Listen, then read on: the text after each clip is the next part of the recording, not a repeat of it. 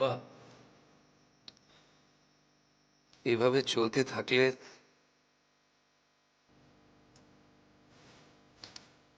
খাওয়া দাওয়া তো পুরোপুরি ছেড়ে দিয়েছো।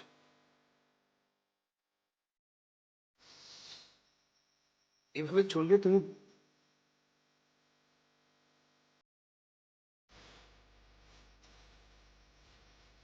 আচ্ছা তুমি কেন বুঝতে পারছো না বলো তো? এটা একটা অ্যাক্সিডেন্ট। আর অ্যাক্সিডেন্ট যে কারো জীবনে যখন তখন ঘটতে পারে। অবুঝার মতো মেয়ে তো তুমি নাও।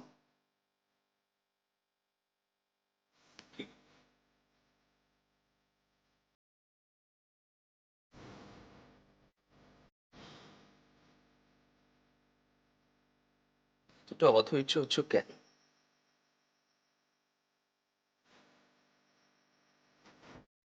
জানি আমার থেকে তোমার ধৈর্য অনেক বেশি। আগে বরং আমি অধৈর্য হলে তুমি আমাকে শাসন করতে। অথচ এখন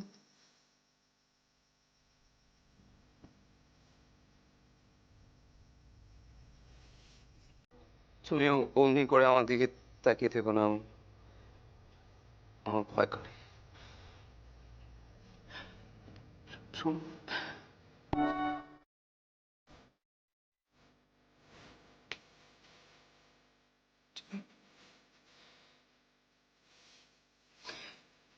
এরকম ভেঙে পড়ো না প্লিজ। একটু স্বাভাবিক হও অন্তত। আমার কথা ভেবে তো তুমি।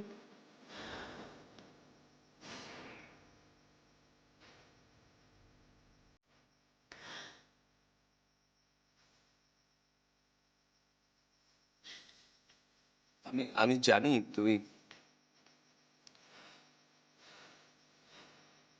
বাড়ির সব কাজই করছো, কিন্তু কাজ টাজ সব হয়ে হয়ে যাওয়ার পর যখন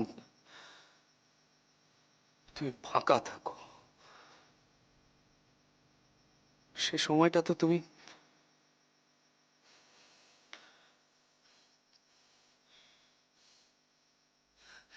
এই আচ্ছা একটা কাজ করলে হয় না? তুমি চলো না, আমরা দুজনে একসাথে বেরোই। মানে বাইরে বাইরে বেরোলাম, বেরোলে ভালো লাগবে। মানে বাইরের লোকজন, হই হুল্লোড়, মাইন্ডটা একটু চেঞ্জ হবে।